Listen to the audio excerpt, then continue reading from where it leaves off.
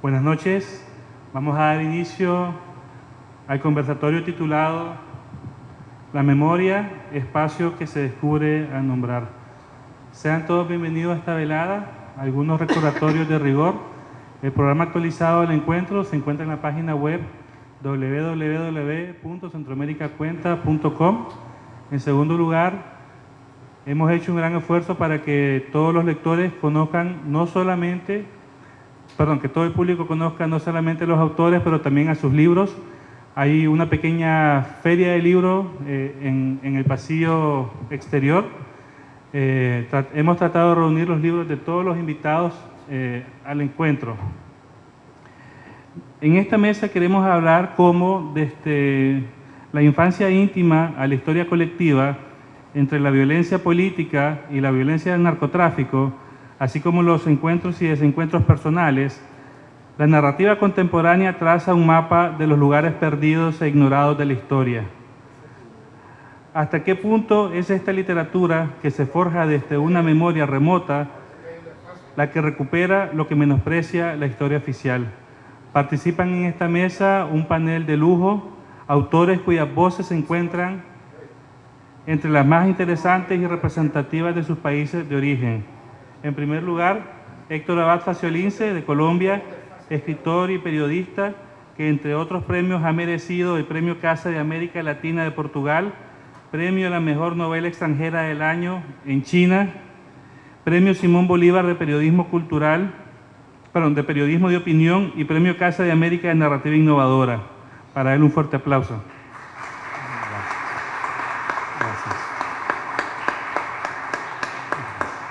En segundo lugar, un gran amigo de Centroamérica Cuenta desde sus inicios, Carlos Cortés, de Costa Rica, escritor, ensayista, periodista e importante también mencionarlo porque no todo el mundo es perfecto, también es poeta, quien en su trayectoria cuenta con varios galardones como 3 premios nacionales de Costa Rica, el Aquileo J. Echeverría en novela en el 99, en ensayo en el 2007 y cuento en el 2010. Y el Premio Mesoamericano de Literatura Luis Cardosa y Aragón en 2004, así como el Premio Centroamericano de Novela Mario Monteforte Toledo. Para él otro aplauso.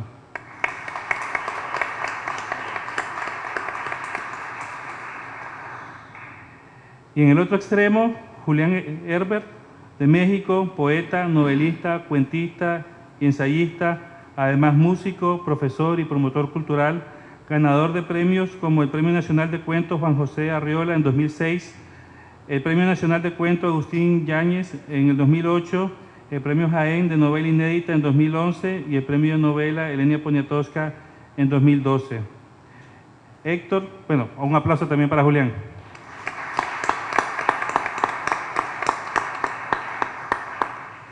Héctor, Carlos, Julián, el tema de la memoria y especialmente sobre los libros con los cuales me gustaría iniciar, que son 3 libros de ustedes, a saber, El olvido que seremos, de Héctor Abad, Larga noche hacia mi madre, de Carlos Cortés, y Canción de tumba, de Julián, tienen mucha relación con la infancia y esos primeros años de adolescencia. Una patria que podemos suponer donde entre el aprendizaje, entre las reglas que uno aprende, entre las alegrías, hay también desastres y tristezas. Es por eso que uno de los grandes temas de la literatura es justamente la infancia, o mejor dicho, la reconstrucción de esta infancia a través de la memoria. ¿Son realmente esos primeros años de infancia la primera y verdadera, única patria? Pregunta para el que quiera responder.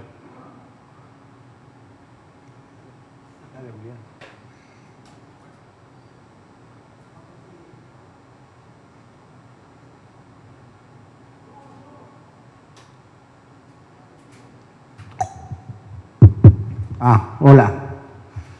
El tema de la patria, la relación entre la patria y la infancia me parece que sí es un tema, es un tópico que está constantemente presente en la literatura.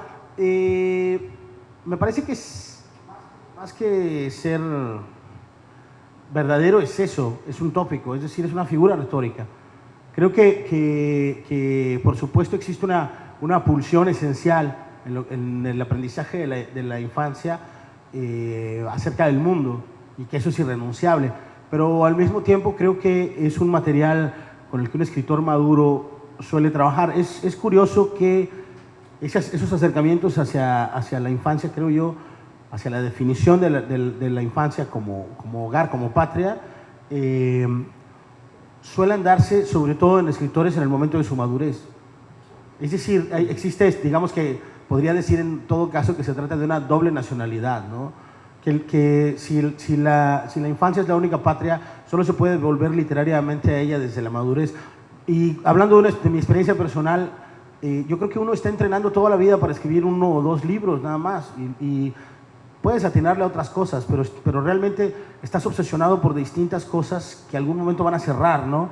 Y creo que en el caso, hablo de mi caso particular, pero creo que en el de varios autores, quienes estamos aquí, creo que es así, y de varios otros escritores latinoamericanos como Patricio Prón o Guadalupe Nettel o Alejandro Zambra, estaban entrenando para escribir eso. O sea, a lo largo, si tú lees su obra, ves esa pulsión acerca de la memoria, pero también una reflexión acerca de la memoria íntima vinculada a la memoria social, ¿no?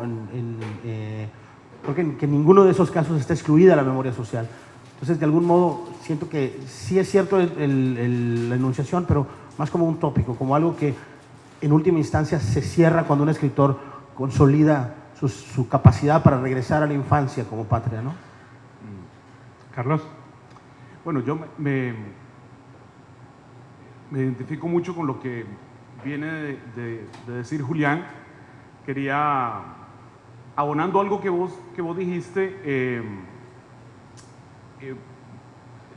esta mesa para mí es sumamente privilegiada porque de alguna manera estos 2 escritores, digamos, forman parte de una familia de escritores latinoamericanos con la cual yo me identificaría.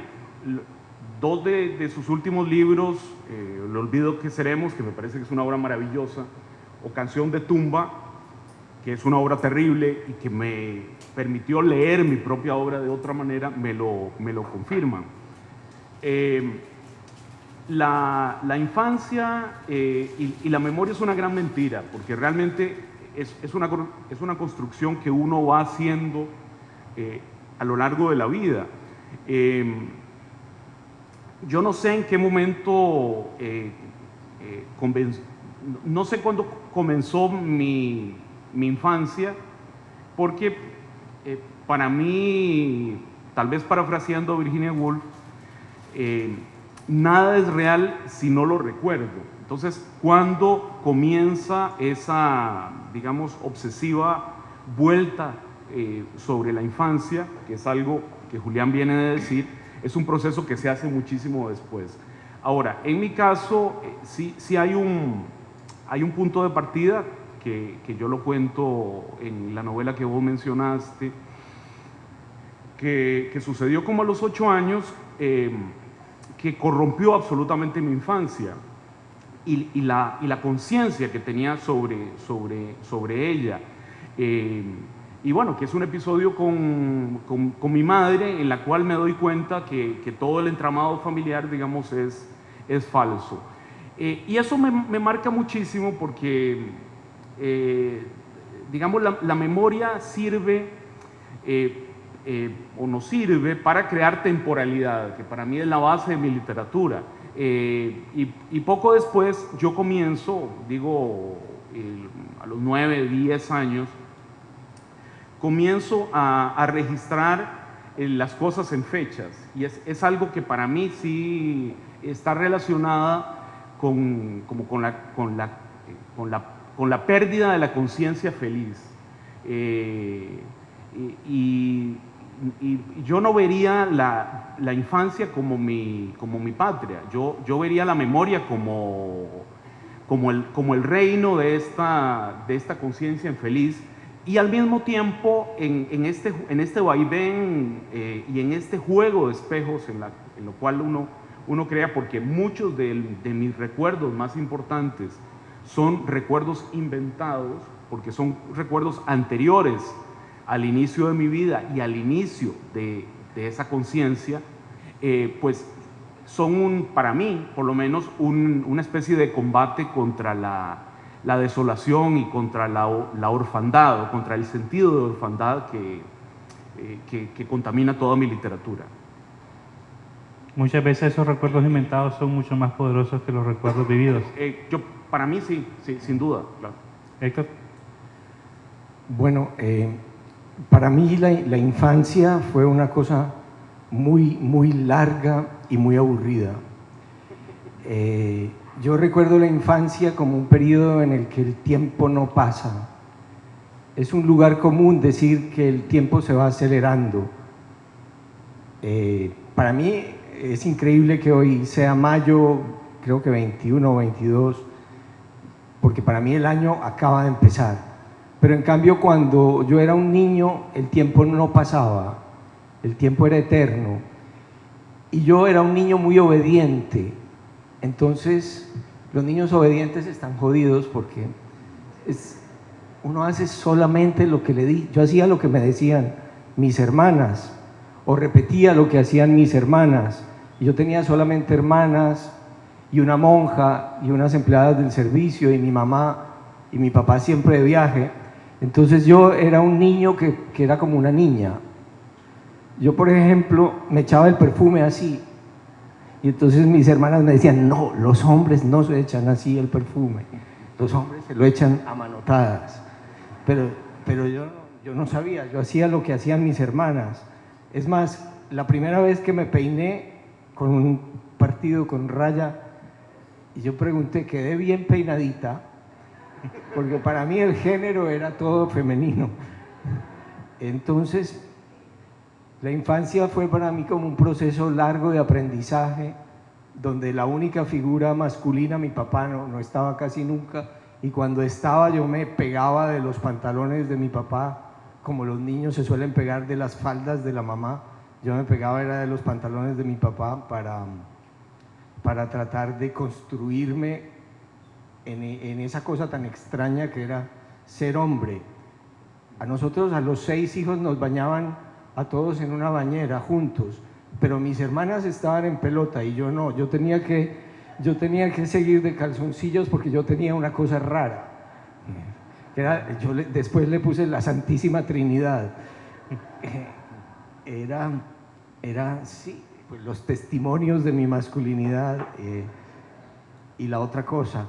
Y entonces, no, para mí la infancia, siquiera salí de ella, pero ahora me gustaría que el tiempo fuera más despacio, porque ahora es vertiginoso. Yo siento que ya me voy a morir pasado mañana de lo rápido que corre el tiempo. En cambio, en la infancia yo sentía que no pasaba nada, que nadie se iba a morir nunca, que no pasaba nada interesante. Yo ahora mi mujer se llama Alexandra y tiene 2 niños que no son hijos míos, y yo los miro con mucha fascinación. Los niños tienen algo muy bonito y es como una gran capacidad lingüística, inventiva, absolutamente original, que en ese sentido sí, la literatura es como un intento de recuperar esa inocencia del lenguaje de los niños y ese asombro de cómo son las cosas. Por ejemplo, puedo poner un ejemplo que a mí me pareció muy bonito. Mi mujer se baña desnuda, insisto en el tema. Mi mujer se baña desnuda con sus niños, y su niño de cuando tenía 3 años se estaba bañando bajo la ducha con la mamá desnuda y se quedó mirándola así fijamente al pecho, ¿no? Y le preguntó, Ma, ¿las mujeres tienen 2 corazones? Es muy bonito, eso no se le ocurre sino a un niño. Y yo creo que solo la poesía, de la que hablaste mal, infame, es capaz de recuperar como esa belleza y ese asombro de los niños que descubren el lenguaje y que dicen frases, eso lo descubrió Chomsky, dicen frases que a nadie se le han ocurrido jamás. Por eso los niños no aprenden una lengua de su madre, no existe la lengua materna. El lenguaje está dentro del cerebro como un órgano, como el hígado, hay un órgano del lenguaje y los niños producen frases absolutamente originales, que es a lo que aspiramos también los escritores, a decir algo que nadie haya dicho nunca. Es muy difícil, porque casi todo lo ha dicho alguien ya, pero decir a alguien algo que nadie ha dicho nunca y decirlo de una manera que sea tan sorprendente como a veces la manera de hablar los niños. Es muy curioso porque cuando uno repasa como lector los 3 libros que estamos abordando, podemos ver que en tu caso, a pesar de que para vos fue una infancia muy larga y aburrida, cualquiera podría decir que tuviste una infancia feliz sin ningún... Es que la felicidad es muy aburrida. Pero en el caso de los libros de Carlos y de Julián, en el caso de Carlos, su padre muere en fechas cercanas a su nacimiento, y tu libro narra una relación muy compleja con tu madre. También se puede decir que tu libro anterior, Las últimas aventuras de Batman, es un gran homenaje a esa figura del padre ausente. Y en el libro de Julián, en que narra su infancia y adolescencia y la historia de su madre prostituta mientras fallece en el hospital de leucemia. Sin embargo, por 3 caminos diferentes, parece que son historias que logran atar cabos sueltos en el interior. Paul Auster, que tiene un libro magnífico que se llama La invención de la soledad, en que aborda la muerte del padre, menciona que el lenguaje escrito es el único que realmente libera de la necesidad de lograr recordar esos momentos dolorosos, porque quedan almacenados en forma de palabras. En el caso de esos 3 libros, ¿para ustedes significó ya un librarse de una carga acumulada? Igual en el mismo orden. Ok. No sé. Yo soy pesimista acerca de las miradas reconciliadoras y... No, yo creo que las cosas suceden y suceden para siempre y que lo más que puedes hacer con las, digamos, pensando desde la perspectiva de la pena, de lo que pueda tener de experiencia directa del sufrimiento. Aquí solo puedo hablar de mi experiencia escribiendo Canción de Tumba, ¿no? En ese sentido, creo que la experiencia directa del sufrimiento es intransferible. Una novela no. Una novela es un objeto con el que sí te puedes relacionar con los demás, con el que puedes convivir con los demás. Hace un par de días me preguntaban eso, el lunes que hicimos una charla, y perdón por repetirme, me preguntaban eso justo. ¿Cómo te pudiste enfrentar con esta historia? Y yo, bueno, pues para empezar, yo empecé a escribir sin la idea de que estaba haciendo una novela, ¿no? Yo empecé a escribir en el hospital, cuidando a una moribunda, con la mera pulsión, ni siquiera la pulsión, con la necesidad de matar el tiempo, las horas muertas de estar en el hospital, sin ninguna otra pretensión. Y luego llega un momento en el que uno dice, bueno, aquí hay material para hacer una novela, con este material se podría hacer una novela. Y entonces deja de ser, de algún modo, deja de ser una experiencia, se convierte en eso, en material, un material lingüístico, un material textual, acerca del cual además puedes reflexionar. Es decir, a mí una de las cosas que más me empujaron a hacer Canción de Tumba no fue la experiencia directa ni del sufrimiento, ni de la autobiografía, ni la relación con mi madre, que eran cosas que estaban ahí construidas textualmente. A mí lo que más me interesó en última instancia fue decir, ¿cómo se escribe una novela? Porque como nunca he sabido cómo se hace una novela, hasta ahora no lo sé, me interesaba mucho esa pregunta, ¿no? Y allá había, creo, buenos trozos de carne con qué hacer la pregunta, de cómo se hace una novela. Y a partir de ese momento creo que el problema de algún modo se difiere, ¿no? Y por eso Canción de Tumba también está atravesada por un largo pasaje de ficción que sucede en La Habana, un largo pasaje de ficción que está declarado dentro de la novela que es una estricta ficción. Hay un personaje que lo rige, que es un personaje que se llama Bobo la Fragua, que es absolutamente un personaje de ficción. Y además está narrado cómo está construido este personaje, ¿no? Que es para mí es un poco asomarte a las distintas capas de la relación no solo con la experiencia directa de las cosas, sino con la experiencia del lenguaje, y en eso me interesa mucho lo que dijo Héctor sobre la adquisición del lenguaje en la infancia, sobre la experiencia directa, más bien sobre la reflexión de esa experiencia del lenguaje, porque en última instancia lo que hace, hay esta frase tradicional que dice que la poesía, básicamente el tema de la poesía es siempre la poesía, ¿no? De lo que un poema está hablando es siempre de la propia poesía, de lo que significa la experiencia del lenguaje. En mi caso, y vuelvo también al tema de la infancia, lo que dijo Héctor me interesó mucho. En mi caso, yo tengo un hijo de 5 años, que aparece, hace un cameo ahí en la novela también. Yo tengo un hijo de 5 años y la edad de él es el tiempo que llevo sin escribir poemas, ¿no? Yo hace 5 años y yo la mayor parte de mi vida lo que más he escrito es poesía, ¿no? He escrito un par de novelas, un libro de cuentos y 7, 8 libros de poemas. Y la razón la única forma en la que me puedo explicar esa falta de poemas en mi vida, de escritura de poemas, es que no los necesito. Creo que ya voy a empezar a necesitarlos porque mi hijo está empezando a hablar como una persona normal, ¿no? Está perdiendo su superpoder lingüístico. Pero la última vez estábamos cruzando el puente de Ojuela, que es un puente colgante que hay sobre un barranco en México. Hay 1000 metros de caída, es un puente de finales del siglo XIX hecho de madera. Y estábamos atravesando este puente y la altura del puente estaba por encima de la cabeza de mi hijo. Y yo iba agarrado de la mano con él y sentía que en cualquier momento se iba a deslizar hacia el frente. Yo le decía yo después a mi mujer que en realidad eso fue una metáfora de cruzar el pinche país donde vivo. Pero bueno, esa es otra historia. Y en un momento dado mi hijo me dijo: me encanta esto que estamos haciendo, ¿qué es? Me pareció la manera más precisa de definir lo que significa cruzar un puente colgante a 1 kilómetro sobre el vacío, ¿no? Entonces, para volver al tema, creo que a mí lo que me importa es eso, no tanto la experiencia. La experiencia íntima está ahí, sucede, puedes resolverla en una cierta medida o no. Siempre está bien explicarte las cosas con el lenguaje, pero eso no repara nada. Creo que eso no repara nada.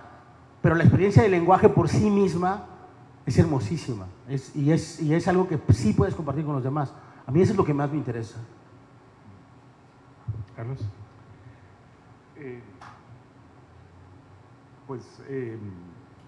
Sí, no, a ver, la experiencia de la escritura se justifica de alguna manera a sí misma.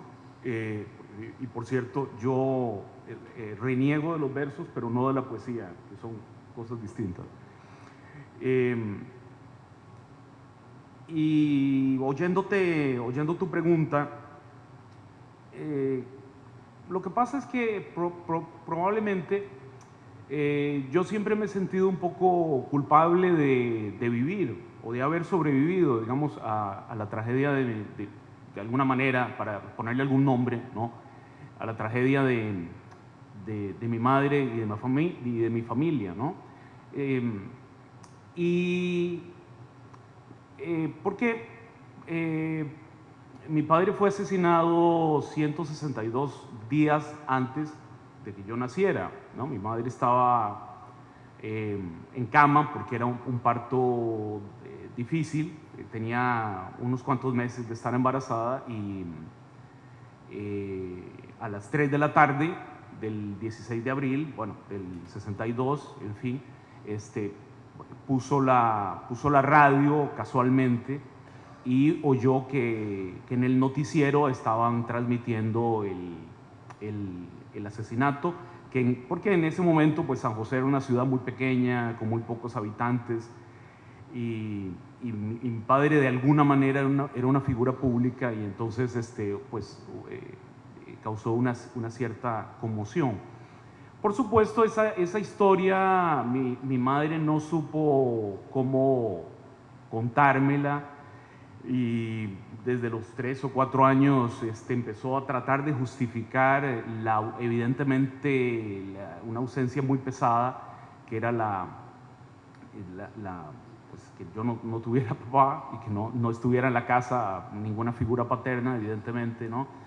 Entonces, yo empecé poco a poco a intuir que había una anomalía importante en la narrativa familiar que iba paulatinamente, mientras yo iba creciendo, se iba volviendo más compleja, y las versiones en torno al asesinato que nunca fueron completas, siempre fueron fragmentarias, siempre fueron claramente falsas, porque además yo sentí como ya hacia los 10 años una cosa así que era una conspiración familiar para, evidentemente, yo no supiera lo que había ocurrido.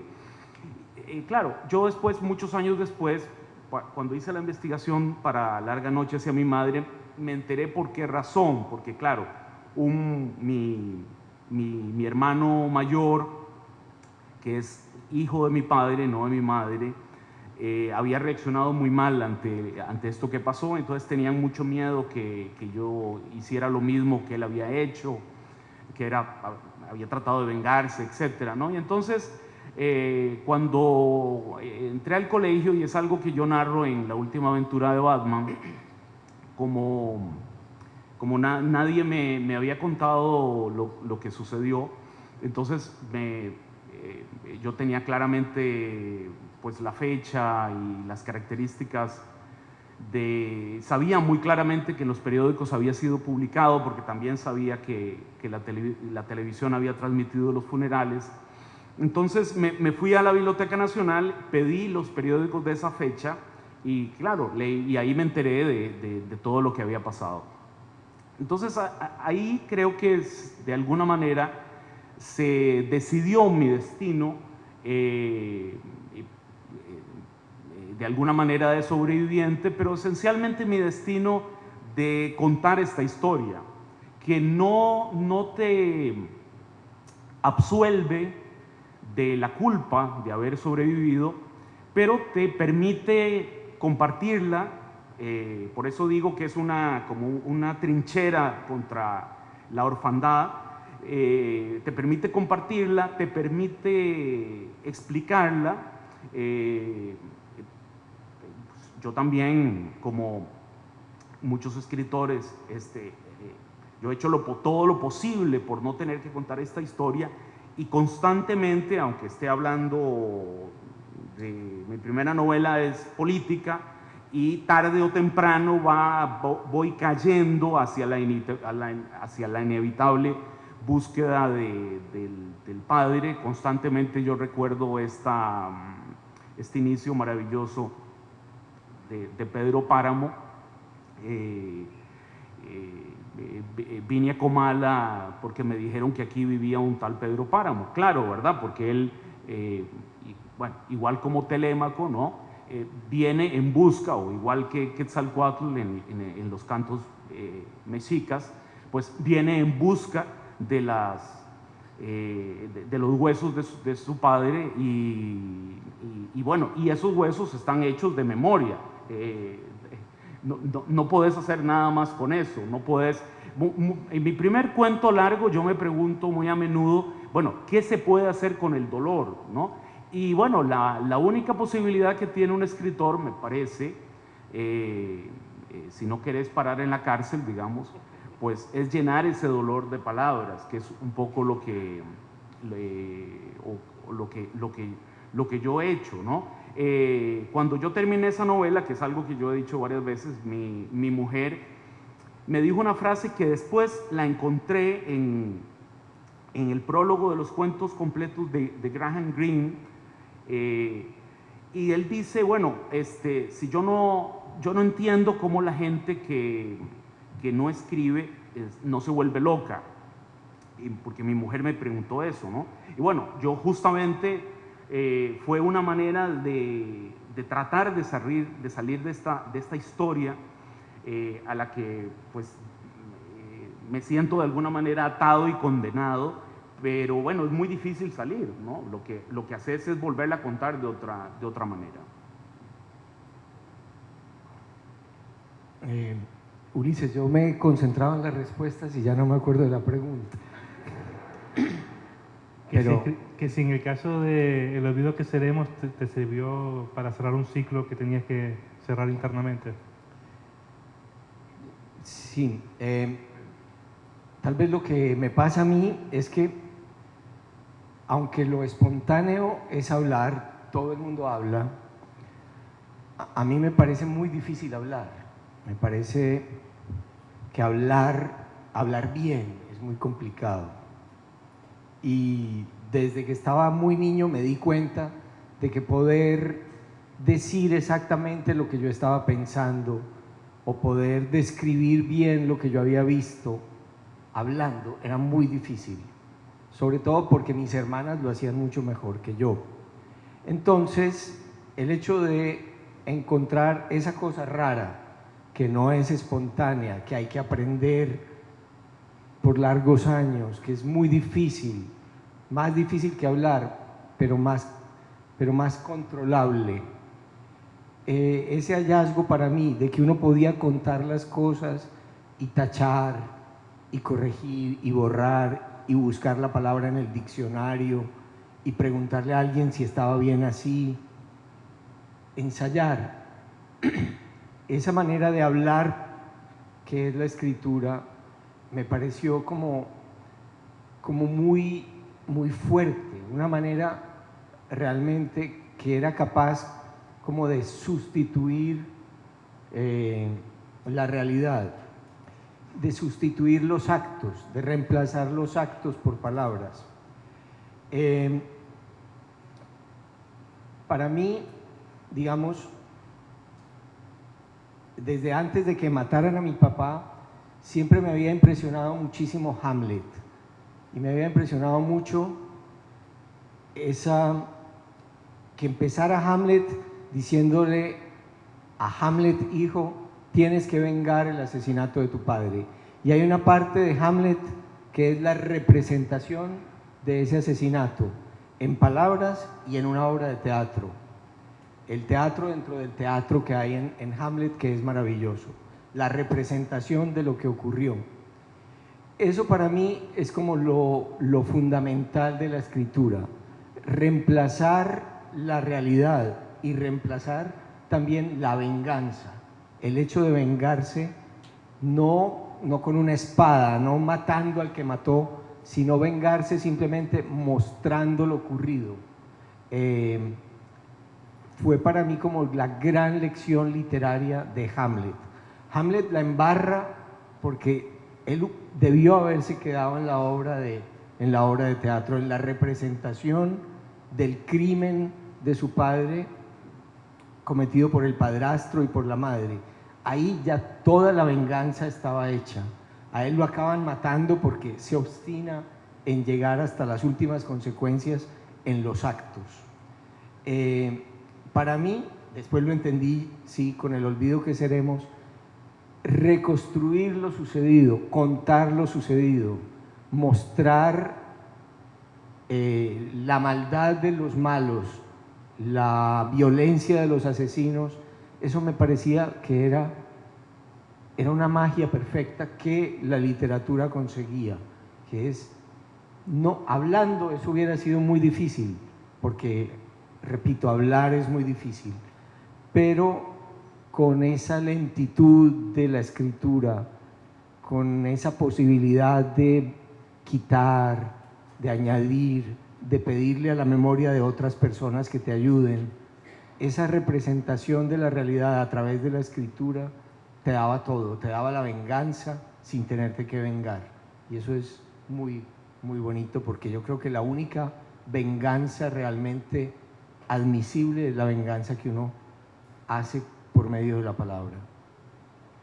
Siendo también los escritores los testigos de su tiempo, quienes a través de sus libros lean el futuro, testimonios de tiempos pasados, la propia historia depende de cuán exacta puede ser la memoria de un autor que evoca estos tiempos remotos. ¿Hasta qué punto las memorias íntimas, personales, como las de ustedes, pueden servir para rescatar la historia de sus ciudades, de sus épocas, conocer la pobreza, la violencia que hay en México, los asesinatos y la sangre que ha habido en Colombia, o incluso las grandes contradicciones que hay en Costa Rica, a pesar de que vos en tu primer libro, en tu primera novela mencionás que desde el Big Bang no ha pasado nada nuevo en Costa Rica.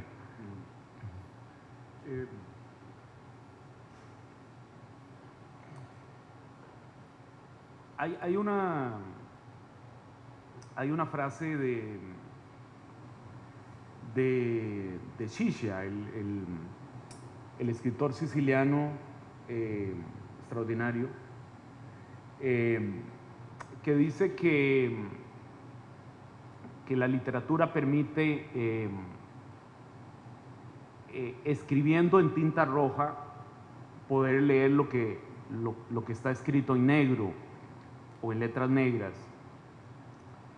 Y efectivamente yo pienso que, por lo menos en mi caso, y en el caso de mi inserción en la literatura costarricense,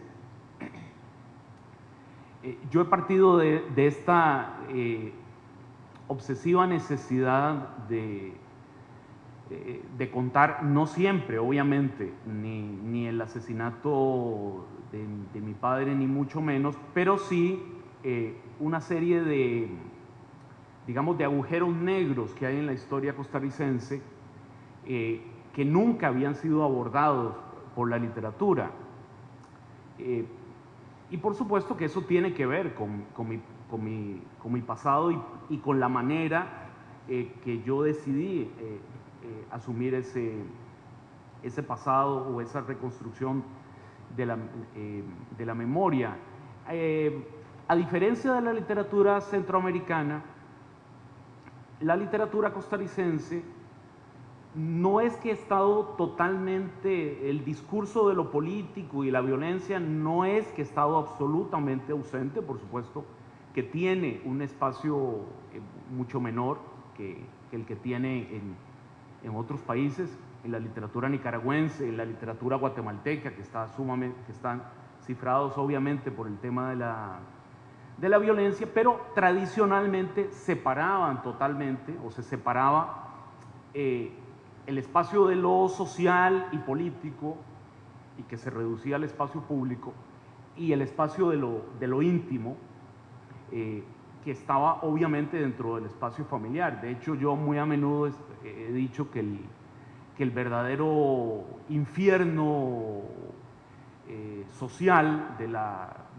costarricense y que se refleja en la literatura costarricense es de puertas hacia adentro, de lo que pasa en el interior, y eso está muy bien reflejado en una de nuestras novelas paradigmáticas, que es La Ruta de su Evasión, de Yolanda Abriomuno, a la que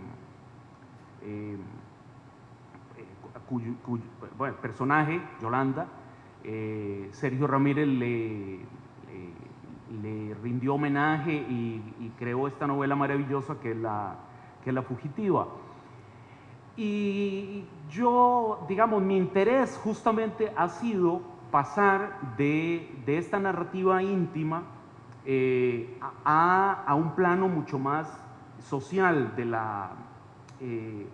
total, digamos, o de la generalidad de la sociedad, porque realmente nunca he percibido que esos dos espacios estén aislados, especialmente a partir de la década de los 80s, en que hay un brutal debilitamiento del contrato social y de lo que hasta ese momento entendíamos como era el Estado Nacional en Costa Rica, a raíz de una crisis muy profunda, que me atrevo a decir que sigue todavía, y que eso permitió que algunos escritores dijéramos cosas que nunca se habían dicho. Y en mi caso, eso es lo que yo he hecho.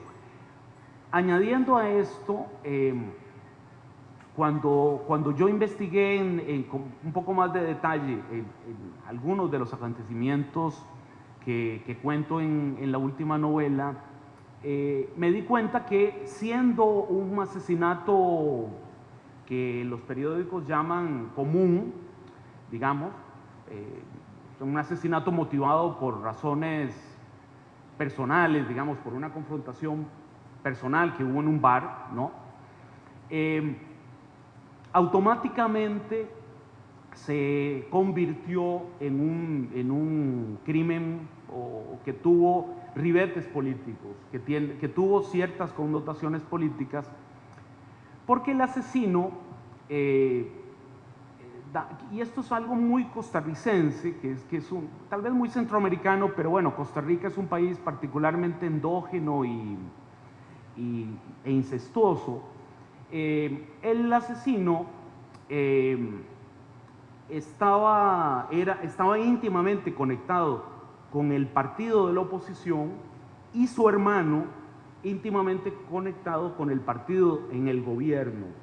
Entonces el asesino estuvo un par de meses en la cárcel, y a partir de ahí se sucede en el expediente judicial una serie de entramados que pudieron haber sido escritos fácilmente por Kafka, en que los policías que le llevan la notificación judicial para que se presente ante el juzgado no lo encuentran, y bueno, así pasan casi 10 años en que nunca va a la cárcel.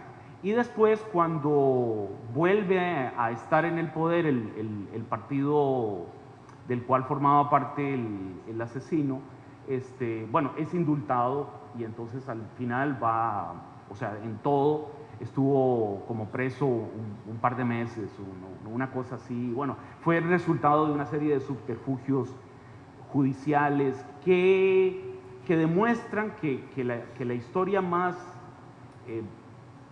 íntima y personal y particularísima está también entroncada con estos no dichos y secretos y estos callejones oscuros de la sociedad latinoamericana, que también me ha interesado mucho explorar en otros libros. Julián. Bueno, me gustaría hablar de tres zonas de entronque acerca del tema central, digamos, de lo que estamos hablando, que es la memoria. El primero tiene que ver con la noción de narratología. Uno de los elementos de la poética cognitiva, que es uno de los rasgos más cercanos en el tiempo, que han estudiado por qué escribimos y cómo lo hacemos, establece que muchos de los métodos que tenemos para construir significado, desde la metáfora hasta, no sé, la elección de la elipsis en un proceso narrativo, no son un invento de la retórica, son una forma de pensamiento, es un mecanismo de la mente para construir memoria. Es decir, escribimos novelas para entender mejor cómo funciona en términos neurobiológicos nuestra memoria. Eso para mí sería un punto de partida para decir, bueno, a mí me interesa mucho la exploración de las formas literarias y el modo en que éstas se vinculan con la memoria íntima, sí, con la memoria social y con la memoria histórica.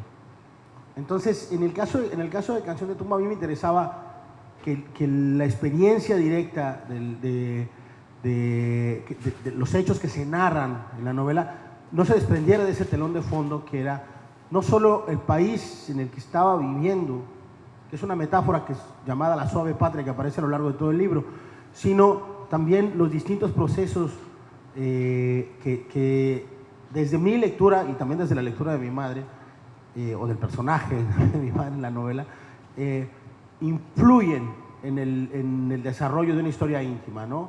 El hecho de que la crisis de 1982, cuando el país parecía que iba a ser todo perfecto y mi familia por primera vez tuvo la opción de salir del lodo, y de pronto viene esta crisis ocasionada específicamente por decisiones del presidente de la República, pues bueno, finalmente eso te golpea, ¿no? Directamente, y eso a mí me interesaba recuperar eso en una narración de esta índole doméstica.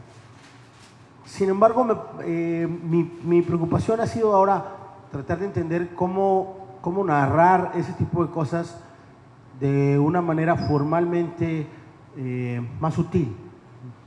Entonces, más que hablar de la novela, me gustaría hablar brevemente de del libro que acabo de terminar, y tiene que ver con una metáfora que me interesa, que viene de la mitología, que es la metáfora del escudo de Perseo. Perseo es el único personaje que tiene un escudo que funciona al revés. No, el escudo de Perseo no es valioso por su dureza, como el escudo de Capitán América, sino por su transparencia. El escudo de Perseo funciona por ser un espejo, porque le permite a Perseo colocarlo a una cierta distancia y ver al monstruo que petrifica, que bueno, la metáfora ahí es muy clara, ¿no? Puede ser el horror, la destrucción, la muerte, etc. La medusa, que es ese monstruo que te petrifica, al que no puedes ver nunca los ojos, pero puedes verlo a través del escudo de Perseo y poder cortarle la cabeza. Digo esto porque una de las obsesiones que tenemos últimamente los mexicanos, en términos sí narrativos, pero también de experiencia cotidiana, tienen que ver con el hallazgo de fosas comunes en distintos lugares del país, la violencia ejercida contra los migrantes, que denigra todo el país, los discursos oficiales acerca de dos temas específicamente. Uno, la desaparición de 43 estudiantes en Ayotzinapa, que fue leída de 18 maneras distintas en términos jurídicos, y más recientemente, el 6 de enero de este año, hubo una masacre más en Apatzingán. La masacre de Apatzingán fue presentada por el vocero oficial como pues, hubo un par de muertos porque trataron de rescatar a algunos delincuentes que ya estaban detenidos. La narración recopilada por una periodista mexicana bastante joven dice algo completamente distinto y además lo dice en términos forenses, mostrando pruebas, etcétera, etcétera, etcétera. Digo esto de manera muy rápida porque es muy difícil narrar esta historia y intentar narrarla de manera directa. Es muy difícil intentar narrar esta historia y pasar del reportaje que se va a agotar la próxima semana. Sin embargo, yo tuve en la región donde yo vivo, muy cerca de la región donde yo vivo, en La Laguna, que está al norte de Coahuila, en el desierto mexicano, hubo en 1911 una masacre. Entre el 13 y el 15 de mayo de 1911 fueron asesinados 303 chinos, la mitad de la comunidad china que vivía en esa ciudad, tomando como pretexto la toma de la ciudad por parte de la Revolución Mexicana. Y todas estas cosas de las que estoy hablando, las fosas comunes, la violencia ejercida contra un grupo de migrantes, la decisión del poder de barnizar la historia y narrarla de otra manera. Lo que dijeron en 1911 es que los chinos habían atacado a las tropas maderistas y que por eso fueron ejecutados. Esa fue la primera versión oficial. Luego hay 3 o 4 reescrituras, todas ellas tratando de acercarse a la verdad, pero mantenerse en la zona de la verdad a medias. Entonces, yo ahora acabo de terminar un libro que es la narración de esta historia, más que una novela. Yo espero que funcione más o menos como una novela, pero es sobre todo una crónica, es un libro de no ficción. Pretende recuperar no nada más la memoria histórica, sino la construcción de las metáforas que te explican el presente, ¿no? Yo creo que el mago Septién, que era un gran cronista deportivo, decía que las estadísticas son profetas que miran al pasado. Es una frase que es lindísima, pero creo que se aplica también para ciertas cosas que podemos hacer con la literatura, ¿no? Intentar profetizar mirando hacia el pasado. Digo todo esto porque, para relacionarlo con qué tanto la memoria se apega, para cerrar con tu pregunta, qué tanto se apega la memoria real, digamos, a la memoria escrita, yo creo que depende de cuál es el uso que pretendes darle a ese lenguaje y cuáles pueden ser sus mayores alcances estéticos. Creo que en el caso de la memoria íntima me parece que ficcionalizar profundiza, le da mayor realidad a la experiencia íntima. Y en el otro extremo me parece lo contrario, que la búsqueda de una metáfora en la historia que te explique el presente ya no necesita la ficción, ¿no? Que te puedes distanciar de la ficción, pero no de la metáfora. Creo que la mejor forma de explicar un aspecto de la memoria o del mundo en el que vives, o la mejor manera de trasladar este mundo que llamamos real al lenguaje es fortalecer las metáforas, independientemente de si estas son documentales o ficticias. Gracias, Julián. Héctor. Yo creo, Ulises, que en general los escritores no somos muy buenos teóricos. Yo creo que los escritores pensamos a través de las historias, pensamos contando cuentos. Sobre la memoria y el olvido, a mí me ocurrió algo al mismo tiempo maravilloso y tremendo que yo hubiera querido olvidar, porque una pulsión ante una tragedia, lo primero que a uno le pasa es quererla olvidar. A mí me ocurrió algo, y es que cuando mi mamá y yo encontramos el cuerpo sangrante de mi papá, todavía caliente, muerto, yo de esto no me acuerdo. No me acuerdo porque yo lo quise olvidar y lo olvidé, pero lo apunté en mi diario, entonces por eso sé que es verdad y sé que me pasó. Sé que mi mamá le quitó a mi papá la argolla de matrimonio, y sé que yo busqué en su ropa, en el saco, los papeles, y aunque yo no me acuerdo, sé que yo encontré una lista con las personas amenazadas de muerte donde estaba su nombre, y sé que yo encontré un poema en la ropa de mi padre. Y entonces yo todo eso lo quise olvidar, y de hecho lo olvidé, yo no lo recuerdo, pero en mi diario y a través de indicios yo he podido reconstruir qué fue lo que pasó y qué fue lo que yo encontré.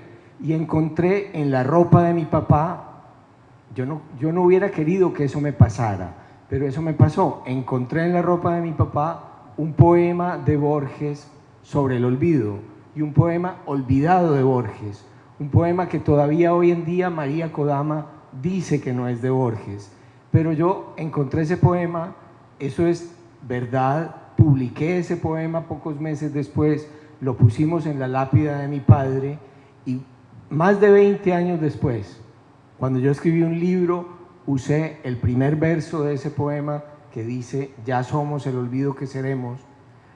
Así se iba a llamar la novela. Laura Restrepo, una escritora colombiana, me dijo: hazlo más corto, el olvido que seremos. Y dentro del libro El olvido que seremos yo cuento que encontré ese poema. Cuando el libro se publicó, salió un poeta colombiano que se llama Harold Alvarado Tenorio, y dijo que ese poema no era de Borges, que ese poema lo había escrito él, y que ese poema él lo había publicado en 1993 en una revista colombiana que se llama Número. Yo entonces le escribí a Harold y le dije: bueno, a lo mejor el poema es tuyo, pero lo que pasa es que yo encontré el poema en la ropa de mi papá en 1987 y tú lo publicaste en 1993. Entonces él me dijo: pues entonces tú encontraste el poema antes de que yo lo hubiera escrito. Y esas cosas son esas cosas que pasan en los cuentos de Borges, pero esas cosas en la realidad no suelen ocurrir. Entonces yo me obstiné en tratar de descubrir de dónde diablos había sacado mi papá ese poema que había copiado a mano y que se había metido en el bolsillo. Y a través de esa historia yo he pensado muchísimo sobre la memoria y sobre el olvido, sobre cómo un hecho traumático tú lo olvidas porque lo quieres olvidar para poder sobrevivir, pero cómo también lo puedes, con un esfuerzo muy grande de la voluntad, reconstruir hasta llegar hacia atrás a ver cuál es la historia de un poema. Yo en El olvido que seremos trato de reconstruir quiénes, cómo, por qué mataron a mi papá. Después publiqué otro libro y el primer ensayo se llama Un poema en el bolsillo, donde trato de saber quién es el autor de ese poema, si era este poeta colombiano Harold Alvarado Tenorio, o si era efectivamente de Borges, porque mi papá lo había firmado con las iniciales JLB, que para cualquier latinoamericano son Jorge Luis Borges. Y entonces trato de recuperar la memoria y la historia de un poema olvidado de Borges sobre el olvido. Justamente este libro al que haces alusión, que escribiste después del olvido que seremos, es un libro hermoso que yo recomiendo al público, que se llama Tradiciones de la Memoria. Tradiciones de la memoria. Y en este libro vos mencionás que cuando uno sufre de esa forma tan peculiar de la brutalidad, que es la mala memoria, el pasado tiene una consistencia tan irreal como el futuro. Sí, es que La Rochefoucauld decía que los seres humanos están muy dispuestos a reconocer que tienen mala memoria, pero no que son brutos. Y yo reconozco que soy muy bruto, precisamente por tener mala memoria. Bueno, muchísimas gracias Héctor, Carlos, Julián. Esta ha sido una mesa que puede seguramente continuar por muchas horas. Gracias.